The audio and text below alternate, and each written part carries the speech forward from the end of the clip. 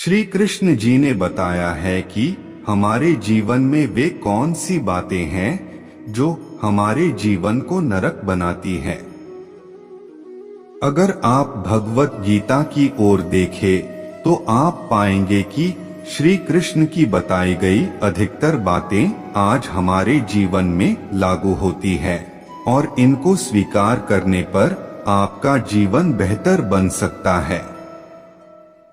पहला, अत्यधिक क्रोध करना।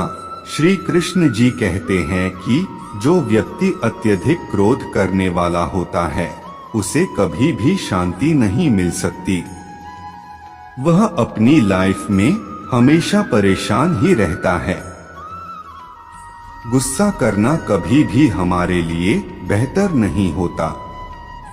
इसका अंजाम हमेशा ही बुरा होता है।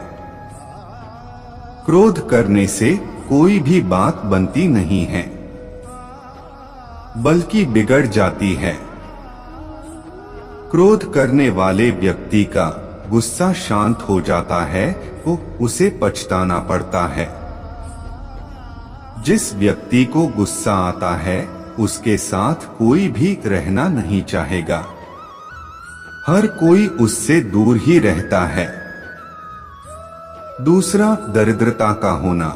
जिस व्यक्ति के घर में या स्वयं वह व्यक्ति दरिद्र होता है वह कभी भी खुश नहीं रह पाता। हमेशा ही वह परेशान रहता है। दरिद्र आदमी जीता तो है पर वह एक जिंदा लाश की तरह होता है। वह अपनी जिंदगी जीता नहीं बल्कि अपनी जिंदगी काटता है।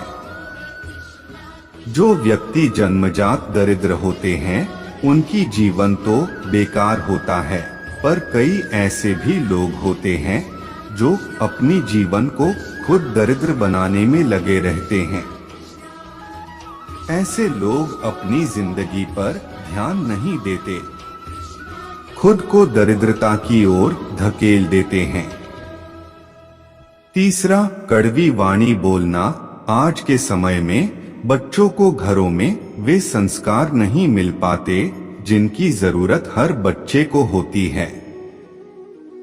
वे संस्कार ही होते हैं जो एक बच्चा बड़ा होकर एक आदर्श नागरिक बनता है। इन संस्कारों में एक बात अहम होती है और वह है कि दूसरों के साथ हमेशा ही मीठे शब्दों में बातें की जाएं और सभी से अच्छे से व्यवहार करें।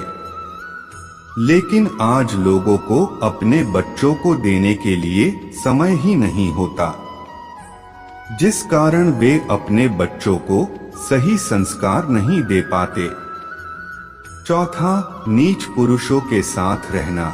यहाँ श्री कृष्ण जी का नीच पुरुषों के साथ रहने का मतलब है कि ऐसे लोगों के साथ रहना जिनकी आदतें बुरी होती है और जिनके साथ रहकर आप बुरे इंसान बनते जा रहे हो। आप अपने दोस्तों को ही देख ले और जरा उनके बारे में जाने। अगर आपको वे सही नहीं लगते तो उनको आज से ही छोड़ दे। जैसी संगति में आप रहोगे हमेशा वैसे ही बनोगे। आप चाहो या न चाहो पर उनका असर आप पर होना ही होना है। पांचवा, अपने सगे संबंधियों से वैर रखना।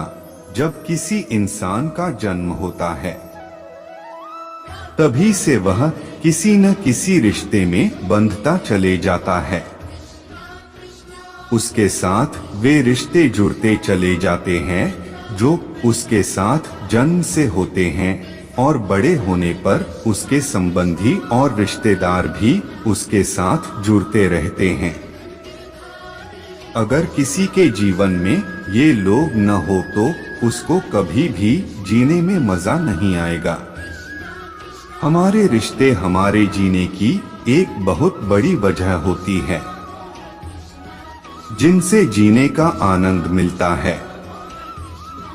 यह दुनिया आपको वैसे ही दिखती है जैसा आपका नजरिया होता है और जैसे आप कर्म करते हो यह ब्रह्मांड आपको उसका फल भी देता है।